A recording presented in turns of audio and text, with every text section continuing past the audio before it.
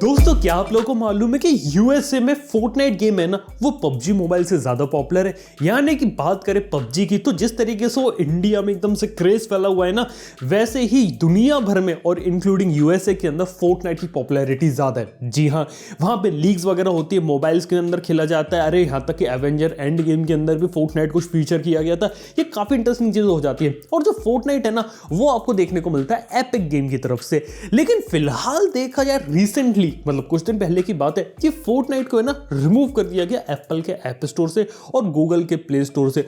और दुनिया की दो सबसे बड़ी कंपनी ने जब इसे रिमूव किया, तो तीसरी जो गेमिंग की दुनिया की one of the biggest company है एपिक, जो कि फोर्टनाइट को ओन करती है, उसने सीधे सीधे लड़ाई छेड़ दी है एप्पल और गूगल के खिलाफ। तो आखिर ये पूरी लड़ाई क्यों हो रही है, इसके पीछे का रीजन क्या, क्यों स्टार्ट हुआ फोर्टनाइट, इतना बड़ा गेम जिसकी मैसिव पॉपुलैरिटी है दुनिया भर में, उसे क्यों हटाया गया और क्या ये वापस आ सकते हैं, सारी बातें डिस्कस करने वाले हैं।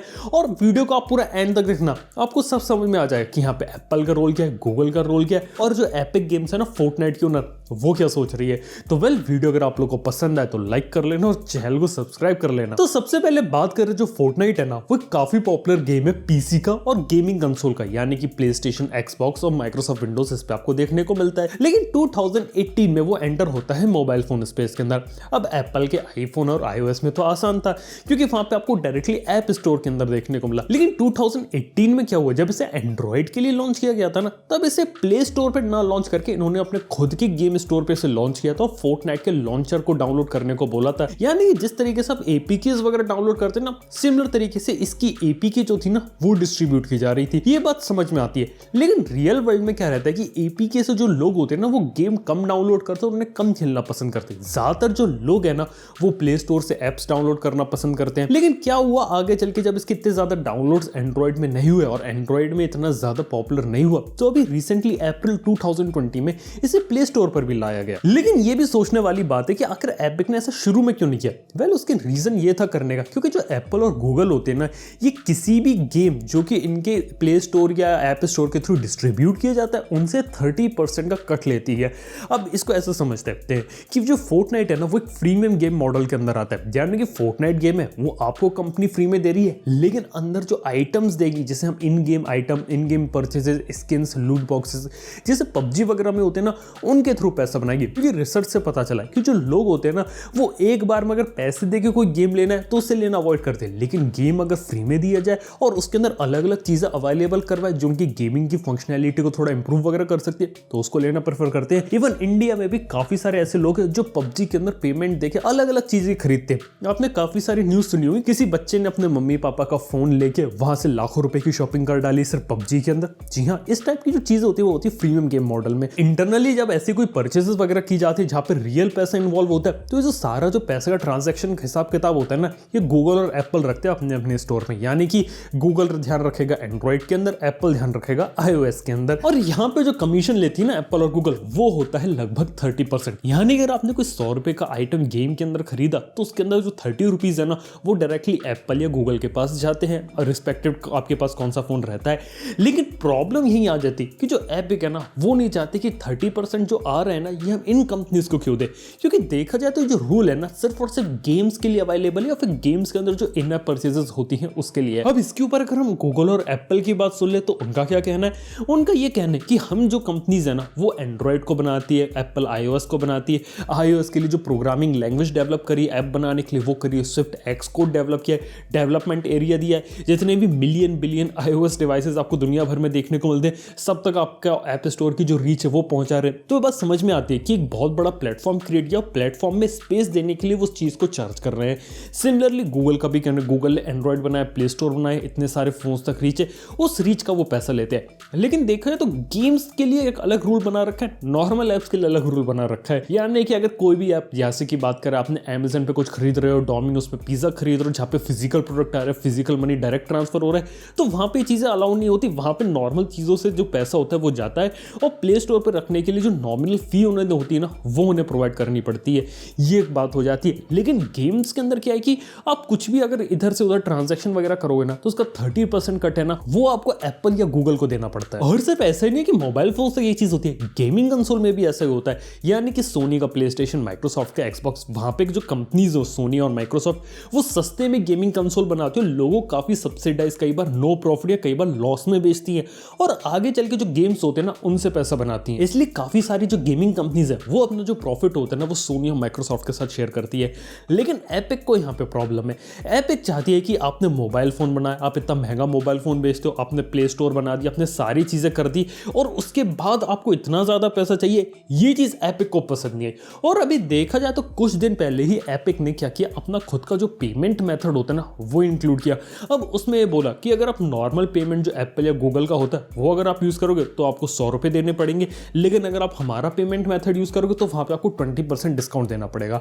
अब रियलिटी में 30% का कट देना पड़ता है, और ये 10% एक्स्ट्रा कहां से जा रहा है, और एपिक अपनी जेब के अंदर 10% क्यों भर रहा है, ये बात हमें समझ में नहीं आती। लेकिन देखा जाए तो कुल मिला के बात यह कि एपिक ने बिना किसी को बताए चुपचाप तरीके से एक नया पेमेंट मेथड अपनी ऐप के अंदर डाल दिया, और एक अपनी जो ऐप का जो नया अपडेट होता है ना उसे रोल आउट कर दिया।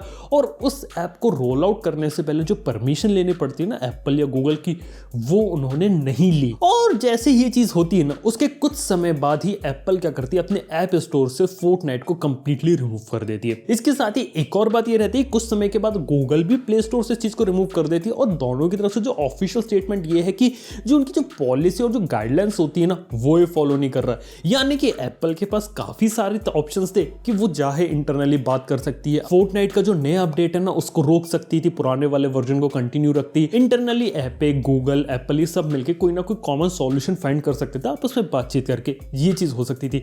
लेकिन नहीं, जो सबसे खतरनाक रास्ता था ना वो एप्पल ने चूज किया, कंप्लीटली फोर्टनाइट को रिमूव कर दो।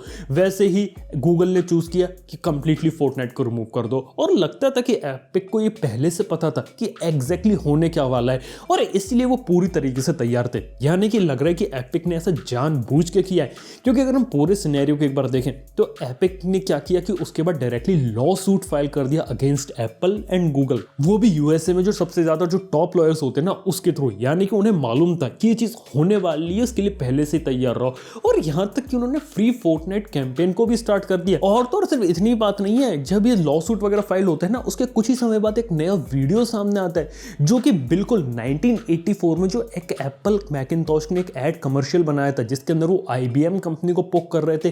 ठीक उसी का कंसेप्ट उठाते हुए एपिक ने क्या किया कि एप्पल को पोक करते हुए पूरा का पूरा वीडियो ऐड बना रहे, उसे पूरी दुनिया भर में चलाया जा रहा है। जी हाँ, ये बात हो जाती है। यानी कि एपिक को पहले से मालूम था कि इस टाइप की चीजें होने वाली हैं, और इस टाइप की चीजें उन्होंने जानबूझ के करी है। और अगली बात ये भी हो जाती है कि एपिक ने ना बहुत सोच समझ के टाइम पीरियड को भी चूज किया। एपिक को मालूम था कि एप्पल और गूगल और इनके जो CEOs है मिस्टर सुंदर पिचाई जी और मिस्टर टिम कुक जी, दोनों जो है ना वो इस समय इतनी ज्यादा अच्छी स्टेज में नहीं है, और वो US कांग्रेस के सामने प्रेजेंट होते हैं, और जो एंटी कॉम्पिटिटिव बिहेवियर वगैरह होता है ना उसके खिलाफ इन्हें बोलना होता है। क्योंकि जो एंटी कॉम्पिटिटिव बिहेवियर और बड़ी बड़ी कंपनीज होती है ना इसके खिलाफ USA और यूरोप के अंदर बड़े बड़े एलिगेशन लगाए गए कि कॉम्पिटिशन जो होता है ना उसे दबा देते हैं, और इसके बारे में उन्हें खुल के बताना कि एग्जैक्टली पीछे की कहानी क्या चल रही है। तो उन्हें मालूम था कि इस समय ना गूगल और एप्पल थोड़े से फंसे हुए, और ये एक सही समय होता है। और अगली चीज ये भी थी कि फोर्टनाइट सीजन 4 चैप्टर 2 भी आने वाला था, और उन्हें मालूम था कि ये चीज काफी ज्यादा बड़ी होने वाली है, और मोबाइल फोन के जो प्लेयर्स होते हैं वो इस चीज को एंजॉय नहीं कर पाएंगे ना। तो कुल मिला के वो सोशल मीडिया जो कैंपेन है फ्री फोर्टनाइट उसे ज्वाइन करेंगे, बॉयकॉट वगैरह करने की कोशिश करेंगे, और एप्पल और गूगल के ऊपर इनडायरेक्ट प्रेशर बनाएंगे जिससे उन्हें फायदा मिले।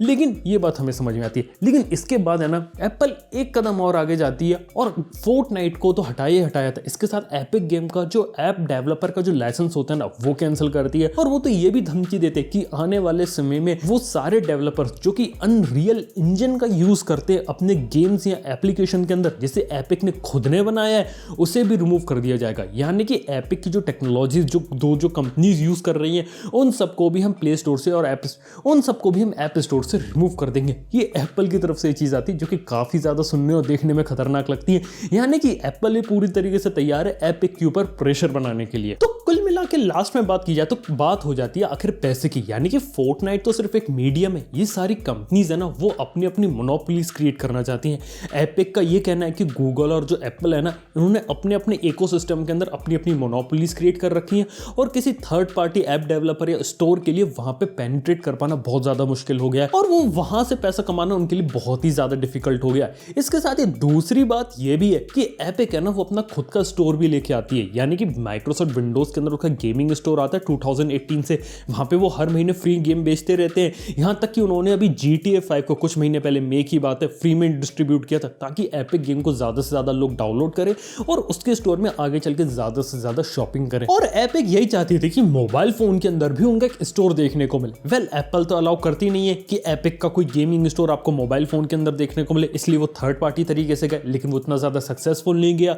फिर उन्होंने रिसेंटली कोशिश करी थी OnePlus के साथ कि OnePlus के फोन के अंदर उन्हें एपिक का गेम स्टोर प्री इंस्टॉल करके दे, लेकिन गूगल के प्रेशर के कारण ये चीज पॉसिबल नहीं हो पाई और OnePlus के फोन में सिर्फ आपको देखने को मिलता है गूगल का प्ले स्टोर।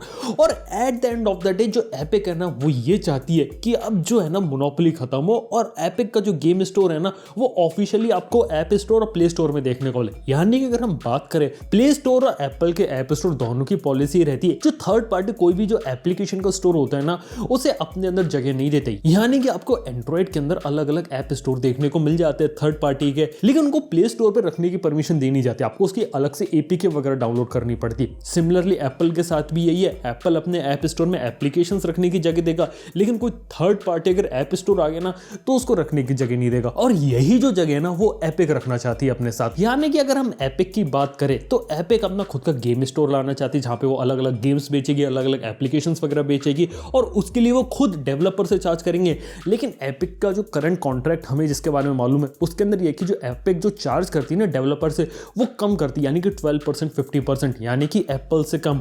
और अगर एप्पल अगर अपने स्टोर के अंदर यानी अपने मोबाइल फोन के अंदर एपिक स्टोर को रखने की जगह देता है तो उससे डायरेक्टली एप्पल को नुकसान होगा, क्योंकि काफी सारे जो एप्स और गेम्स है ना वो आपको डिस्काउंटेड प्राइस में एपिक के अंदर देखने को मिलेंगे और फिर लोग ऐप स्टोर से क्यों डाउनलोड करेंगे। तो कुल मिला के बात की जाए तो ये हो जाती है बात मोनोपोली की और पैसे की। दोनों कंपनीज हैं वो पैसा कमाना चाहती है, एप्पल भी पैसा कमाना चाहती है ऐप स्टोर से, गूगल कमाना चाहती है प्ले स्टोर से, एपिक कमाना चाहती है अपने एपिक स्टोर से फोर्टनाइट के थ्रू। उन्हें मालूम है कि फोर्टनाइट इतना बड़ा प्रोडक्ट बन गया है कि उसके दम पे आप वो चैलेंज कर सकते हो और जो पूरे लोगों का जो प्रेशर है ना वो इन कंपनीज के ऊपर बना सकते हैं। तो देखते हैं कि आगे की कहानी क्या रहती है, इसका जो सॉल्यूशन है वो क्या निकलता है, कि एपिक का जो ऐप स्टोर है वो गूगल के प्ले स्टोर और एप्पल के ऐप स्टोर में आता है या फोर्टनाइट की एंट्री दोबारा से होती है। ये डेवलपर्स के बीच में जो एंटी कॉम्पिटिटिव बिहेवियर जो चल रहा है इसका रिजल्ट क्या रहता है, क्योंकि जो सारी जो कंपनीज है ना वो अपने अपने फील्ड में मोनोपोली क्रिएट करना चाहती हैं।